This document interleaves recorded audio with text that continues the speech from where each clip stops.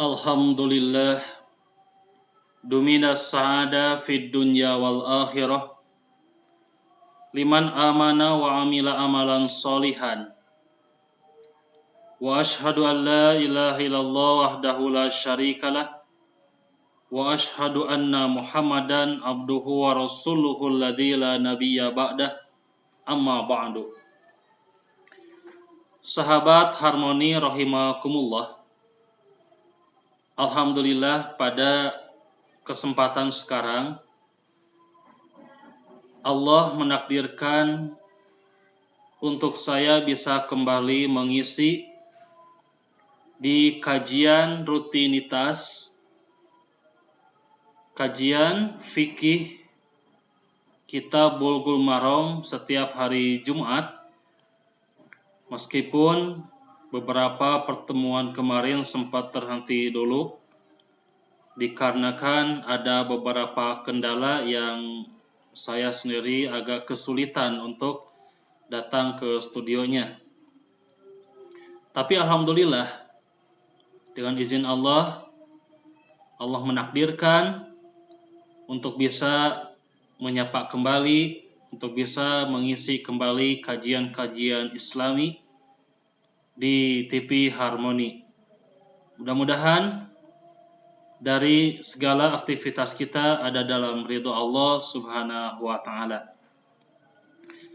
Sahabat Harmoni rahimakumullah, pada kesempatan sekarang insyaallah kita melanjutkan kembali pembahasan kitab Bulughul Maramnya, di mana pada pertemuan sekarang masih tentang Kitabut Thaharah, Babu Nawaqidil Wudu'i, bab tentang pembatal-pembatal wudu, di mana dulu pada pertemuan pertama pembahasan pembatal wudu sudah saya sampaikan hadis nomor satunya, yaitu tentang tidur, di mana menunjukkan bahwa tidur yang lelap itu pada dasarnya tidak membatalkan wudu. Hanya saja ditakutkan adanya prasangka atau ditakutkan adanya ketidaksadaran ketika sedang tidur, maka ketika tidur itu ditakutkan kentut, maka lebih diutamakan untuk berwudu kembali. Kemudian pada hadis yang keduanya saya akan tampilkan hadisnya. Nah, ini hadisnya.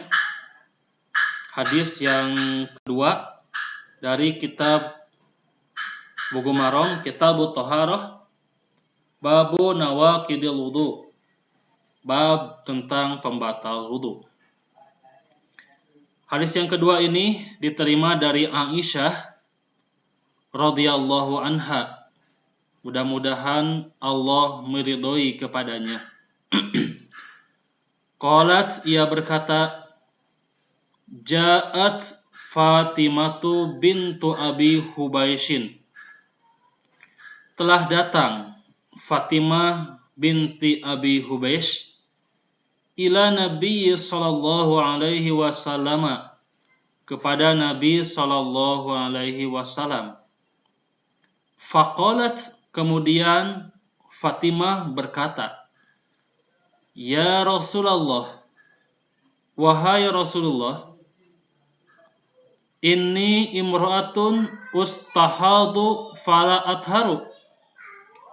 Ini sesungguhnya aku imra'atun ustahadu, seorang wanita yang keluar darah istihadah. Fala atharu, dan aku tidak suci. Afa ada sholata, apakah aku harus meninggalkan sholat? Qala, kata Rasulullah, la, tidak. Innama dzalika irkun, tiada lain darah itu hanya darah penyakit, darah kotor. Walaysa bihaidin, bukan termasuk darah haid. Fa idza aqbalat haidatuki, maka ketika haidmu telah tiba, telah datang, fada'is shalah, maka tinggalkanlah sholat. Wa idza adbarat, apabila haidmu telah berhenti, fagsili, maka wajib mandi untuk mencuci ankidama, mencuci darahmu. Summa sholli, kemudian laksanakan sholat. Muttafaqun alaih, hadis riwayat muttafaq alaih.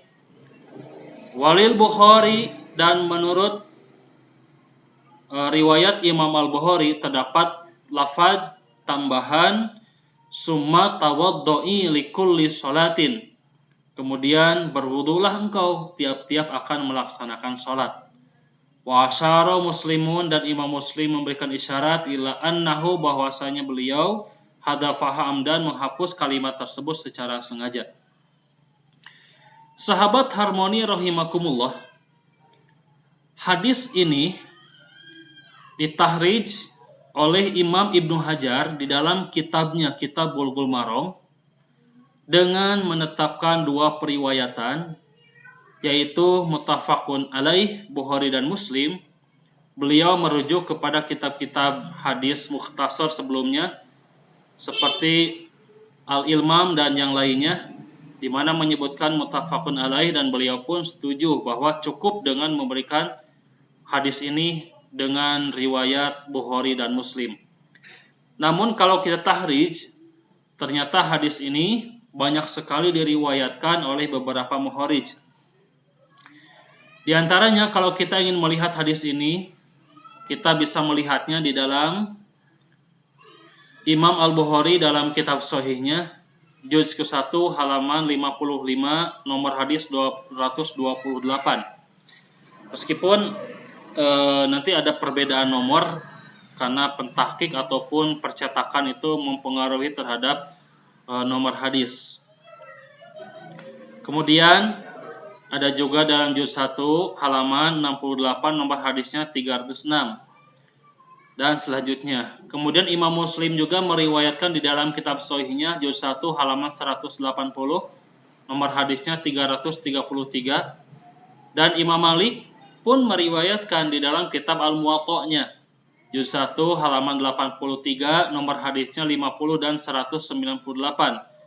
Ibnu Al-Jarud dalam Al-Muntaqo'nya, nah ini Al-Muntaqo itu salah satu rujukan Imam Ibnu Hajar juga. Dalam Al-Muntaqo'nya tapi Al-Muntaqo'nya dalam kitab yang lain gitu.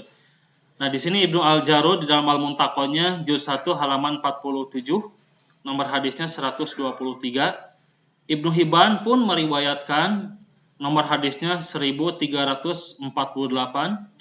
Kemudian Imam An-Nasa'i dalam Al-Mujtaba nomor hadisnya 1 dan 201. Kemudian diriwayatkan juga Imam An-Nasa'i juga meriwayatkan dalam Al-Kubro nomor hadisnya 207. Di sini dibedakannya Al-Kubro sama Al-Mujtabanya. Kemudian Imam At-Tirmidzi pun meriwayatkan nomor hadisnya 125. Imam Ad-Darimi meriwayatkan di dalam Musnadnya nomor hadis 801. Ibnu Majah meriwayatkan nomor hadisnya 620. Kemudian Imam Al-Baihaqi di dalam Sunan Al-Kubro'nya nomor hadis 571 dan yang seterusnya. Jadi di sini banyak sekali periwayatan hadis tersebut. Sahabat harmoni rahimakumullah, kalau kita melihat secara sosiologis atau secara historis bahwa kebiasaan wanita-wanita zaman Rasulullah Shallallahu Alaihi Wasallam itu ketika keluar darah pasti akan berhenti sholat. Sebab sudah mafhum, sudah mengetahui bahwa bagi wanita yang haid itu mereka berhenti untuk melaksanakan sholat. Dan di antara para wanita itu, wanita zaman Rasulullah SAW memiliki waktu-waktu yang tepat, waktu yang sudah tentu ketika keluar darah haid dan sudah tahu bahwa ini adalah darah haid. Namun, suatu kejadian terjadi pada salah satu perempuan sahabiyah, di antaranya Fatimah binti Abi Hubaysh. Nah, Fatimah pada saat itu beliau keluar darah. Jadi Fatimah keluar darah. Kemudian sifat darah ini berbeda dari biasanya, begitu kisahnya. Jadi Fatimah merasakan ini darah berbeda dari biasanya, berbeda dari jadwal haidnya, dan sifat darah ini keluar secara mengocor terus-menerus begitu. Nanti ada hadis yang lain pun demikian, ada sahabiah yang lain keluar darahnya itu bagaikan air yang ngegoloncor gitu kan dari pancuran begitu. Jadi banyak sekali keluar darahnya mengalir gitu. Nah, sehingga Fatimah merasa ada perbedaan gitu. Ada perbedaan, ini adalah darah haid atau bukan? Dan Fatimah pada saat itu merasakan, meyakinkan bahwa ini adalah bukan darah haid gitu. Tapi meragukan. Gitu, meragukan, ditakutkan ini darah haid.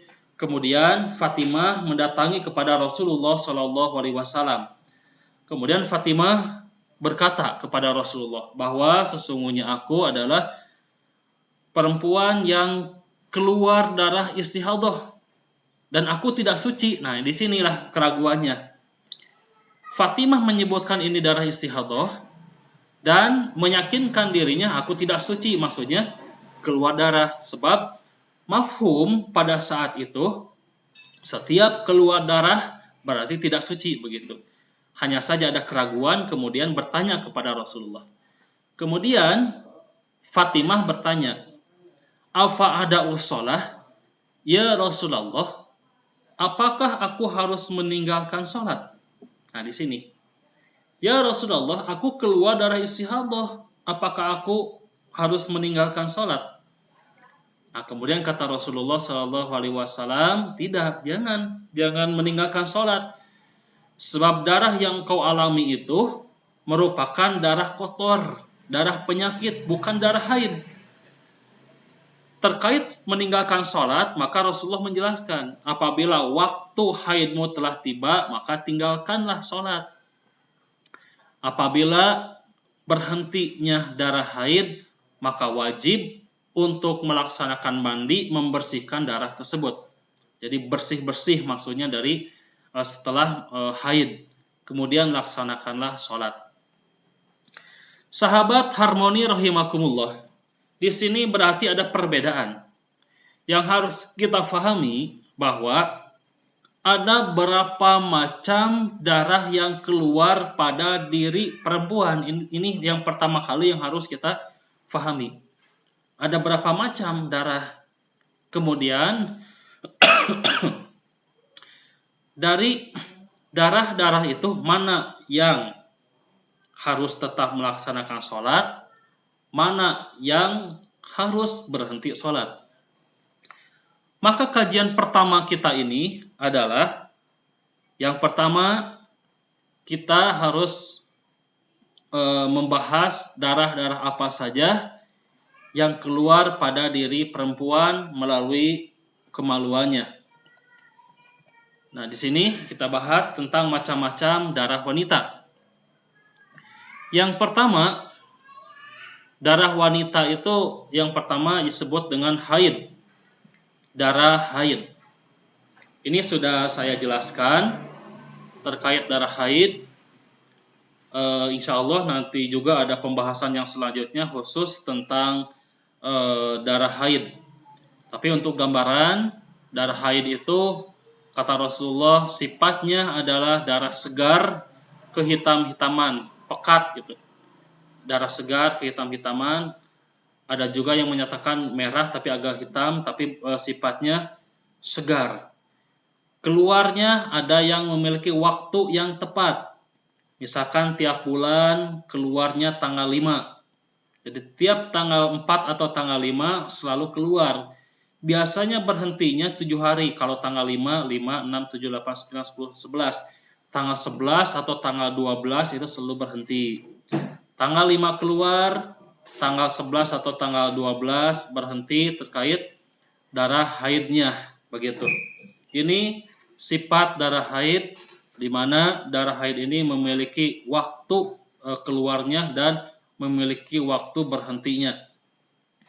Namun tidak dimustahilkan ada juga seorang wanita di mana wanita tersebut keluar darah haidnya namun di luar waktu biasanya. Ini mungkin terjadi disebabkan ada hormon yang tinggi misalkan atau perbedaan hormon. Biasanya perbedaan hormon ini baik diakibatkan daya stres yang tinggi atau diakibatkan oleh KB. Biasanya ada KB suntik di mana seorang wanita di KB kemudian merubah hormon sehingga merubah jadwal tetap haidnya. Biasanya tanggal 5, biasanya berhenti tanggal 11, tanggal 12. Ini misalkan tanggal 5 belum keluar tanggal 10 dan terus misalkan. Atau tanggal 2 sudah keluar dan tanggal 20 masih terus keluar. Jadi udah hampir 2 minggu terus-terusan keluar begitu. Itu mungkin terjadi. Atau tanggal 2 keluar, 2 hari berhenti. Tanggal 3 keluar, tanggal 4 berhenti, tanggal 5 keluar lagi, tanggal 6 keluar lagi, berhenti lagi, nanti tanggal 10 keluar lagi. Tapi siklus waktunya tidak tentu begitu. Tidak tentu. Nah, ini mungkin terjadi karena perbedaan hormon. Nah, bagaimana cara membedakan dengan darah istihadhah begitu? Nah, nanti dilihat dari sifatnya. Kalau darah istihadhah nanti sifatnya mencair-cair kekuning-kuningan gitu. Kekuning-kuningan. Jadi kesimpulan dari makna haid yang waktu itu pernah dibahas. Haid yang pertama memiliki waktu. Jika luar dari waktu itu banyak kemungkinan itu istihadhah. Tanggal 5 biasanya keluar, tanggal 11, tanggal 12 berhenti. Berarti ketika tanggal 15 dan seterusnya keluar lagi, itu lebih dimungkinkan, lebih dipastikan darah istihadhah. Apabila waktunya tidak tentu, karena perbedaan hormon, maka kita bisa membedakan. Darah haid itu hitam pekat, segar, kemudian darah istihadhah itu adalah darah kotor kekuning-kuningan begitu. Jadi beda sifatnya. Jadi kenalilah sifat darah haid dan darah istihadhah. Jadi yang pertama, darah yang keluar dari perempuan itu adalah darah haid. Yang keduanya ada darah istihadhah, tadi sudah dijelaskan. Kemudian yang ketiga darah nifas. Ada darah nifas. Jadi ada 3 macam darah, haid, istihadhah, nifas. Terkait darah nifas ini keluarnya berkaitan dengan kelahiran. Jadi ada perbedaan pendapat, ada juga darah nifas keluar apabila setelah bayi lahir begitu. Jadi setelah bayi lahir itu darah nifas yang keluarnya. Sehingga pembukaan 1, pembukaan 2 keluar darah itu belum nifas, maka tetap wajib sholat. Ada yang berpendapat seperti itu. Nah, pendapat yang pertama ini agak dibingungkan. Bagaimana kalau bayi yang keguguran? Bagaimana dengan sesar? Dan sebagainya, begitu. Nah, secara kesimpulan, darah nifas itu adalah darah yang keluar berkaitan disebabkan dengan kelahiran bayi. Disebabkan adanya sebab kelahiran bayi. Jadi maksud sebab kelahiran bayi di sini bukan berarti setelah bayi lahir, bukan. Bisa jadi misalkan pembukaan ketiga, ketika seorang ibu mau melahirkan, pembukaan 3 misalkan, atau pembukaan 4. Pembukaan 4 itu darah sudah mulai keluar begitu. Kalau saya lihat itu cairan putih bersama cairan darah itu sudah mulai keluar pada pembukaan ke-5, ke-6 sudah mulai keluar. Nah, secara kesimpulannya darah yang keluar itu disebabkan hendak melahirkan atau mengeluarkan bayi, maka itu sudah termasuk darah nifas. gitu. Meskipun bayi belum keluar gitu. Jadi kaidahnya at-tabi'u tabi'un gitu. At-tabi'u tabi'un. Darah yang keluar tersebut itu mengikuti kepada hukum pokoknya, yaitu disebabkan gitu. Disebabkan bayi mau keluar, begitu. Jadi disebabkan bayi mau keluar, maka cairan-cairan putih dan cairan dan darah itu keluar bersamaan, keluar terus menerus, maka itu sudah nifas, berhentilah sholat gitu. Ya sekali lagi ketika ibu sedang hendak melahirkan, misalkan melahirkannya keluar darahnya jam setengah 12 misalkan. Jadi setengah 12 keluar darah sudah keluar. Bayi lahir jam 4 sore misalkan. Nah, ketika keluar darah jam setengah 12 sudah merasakan bagaimana sakitnya akan melahirkan. Bagaimana sudah keluh kesahnya dan sakitnya, wahnan ala wahnin gitu. Kemudian merasakan hendak melahirkan itu hanya perempuan yang tahu gitu kan. Saya tidak bisa menggambarkan. Di sini menunjukkan sudah berhenti sholat gitu. Jadi zuhur asar udah tidak sholat gitu. Meskipun bayi belum keluar. Kenapa? Sebab sudah keluar darah dan darah ini sudah termasuk darah nifas. Insya Allah kajian bab haid sama bab nifas nanti kita bahas kembali di hadis-hadis yang selanjutnya. Sekarang hanya pembahasan tentang pembahasan pembatal wudhu. Nah, di sini bab yang pertama, poin yang pertama, ada 3 macam darah yang keluar pada kemaluan wanita. Yang pertama darah haid, yang kedua darah istihadah, yang ketiga darah nifas. Dan pembahasan sekarang adalah terkait istihadah, maka istihadah itu membatalkan wudhu dan tetap wajib sholat. Berbeda dengan haid dan nifas. Wanita yang sedang haid, wanita yang sedang nifas haram melaksanakan sholat. Jadi wanita haid dan nifas itu sholatnya adalah tidak sholat. Sekali lagi, sholatnya wanita haid dan nifas itu adalah tidak sholat, begitu. Jadi wanita yang istihadah tetap melaksanakan sholat. Baik, kita lanjutkan kepada fikih yang selanjutnya. Penjelasannya adalah yang pertama, istihadah adalah darah yang keluar selain pada waktu normal. Tadi sudah dijelaskan. Ya, selain pada waktu normal, itu namanya istihadah. Wanita yang memiliki rutinitas, misalkan tanggal 5 selalu keluar, tanggal 4, tanggal 5 selalu keluar haid, tanggal 11, tanggal 12 berhenti, maka tanggal 15 misalkan, tanggal 15 keluar darah lagi, itu lebih dimungkinkan bukan haid, tapi darah istihadah. Yang kedua, darah istihadah itu mengakibatkan hadas, sehingga dihukumi membatalkan wudhu. Jadi dari istihadah keluar darah, batal wudhunya, dan wajib wudhu lagi. Yang ketiga, segala sesuatu yang keluar dari 2 jalan itu membatalkan wudhu. Maksud kedua jalan di sini adalah kedua lubang depan dan lubang belakang. Baik laki-laki maupun perempuan, setiap yang keluar di sana itu membatalkan wudhu. Insya Allah nanti kita jelaskan di hadis-hadis yang selanjutnya. Dan hadis yang ketiga nanti kita bahas tentang cairan-cairan yang keluar dari laki-laki. Kalau perempuan ada 2 yang keluar. Ada berupa cairan, ada berupa darah. Cairannya nanti cairan seperti keputihan. Apakah keputihan membatalkan wudhu atau tidak? Kemudian cairan apa saja yang keluar? Apakah perempuan akan mengeluarkan cairan mani? Begitu kan? Nanti kita jelaskan. Dan di hadis yang selanjutnya terkait laki-laki. Ada berapa macam cairan yang ada pada laki-laki? Dan kita sebagai kaum laki-laki pun harus kenal. Apakah ini mani? Apakah ini wadi? Apakah ini madhi? Atau yang lainnya? Nah, intinya setiap cairan, setiap udara, setiap benda padat yang keluar dari 2 lubang itu membatalkan wudhu. Selanjutnya perbedaan darah haid dan darah istihadah. Ini perbedaannya yang harus diperhatikan oleh kaum ibu-ibu, oleh kaum wanita. Yang pertama, haid memiliki waktu normal dari kebiasaannya. Istihadah di luar jadwal haid. Nah, ini perbedaannya. Kemudian haid terkadang keluar di waktu tidak normal. Maka bedakan sifatnya antara darah haid dan istihadah. Ini pun tadi sudah dijelaskan ketika hormon tinggi merubah siklus waktu haid sehingga haid menjadi tidak jelas waktunya.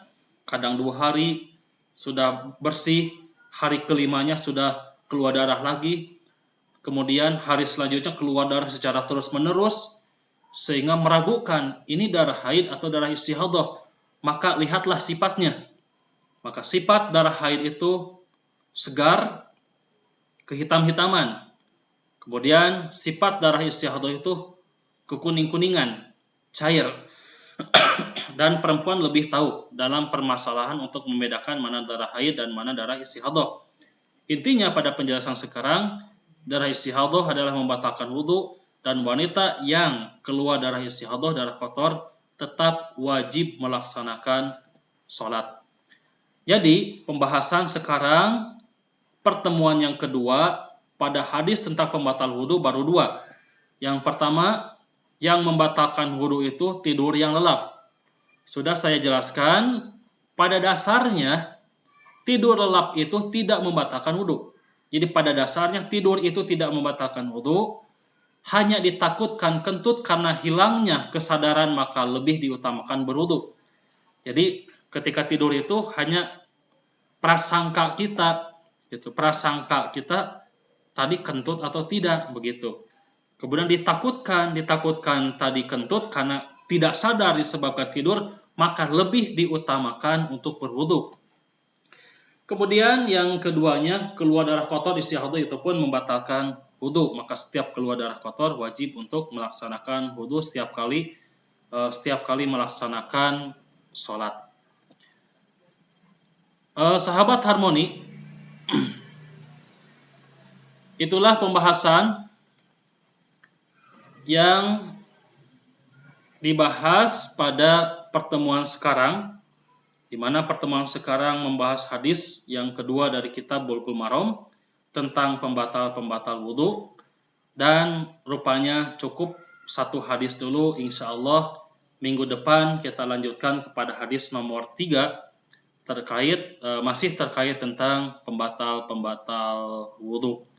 Itu kiranya yang bisa disampaikan, mudah-mudahan menjadi tazkirah dan mudah-mudahan menjadi ilmu bagi kita semua. Sebelum saya tutup, silakan bagi sahabat Harmoni, kalau ada pertanyaan untuk menulis di kolom komentar Facebook, silakan tulis di sana pertanyaan-pertanyaan. Insya Allah nanti akan saya bahas. Insya Allah nanti saya akan jawab melalui jawabannya langsung di kolom komentar, atau di minggu depan pertemuan selanjutnya nanti saya akan bahas terkait pertanyaan-pertanyaan yang diajukan oleh sahabat Harmoni. Itu kiranya yang bisa saya sampaikan. Akhirul kalam, aqulu qouli hadza wa astaghfirullaha li wa lakum. Wassalamu alaikum warahmatullahi wabarakatuh.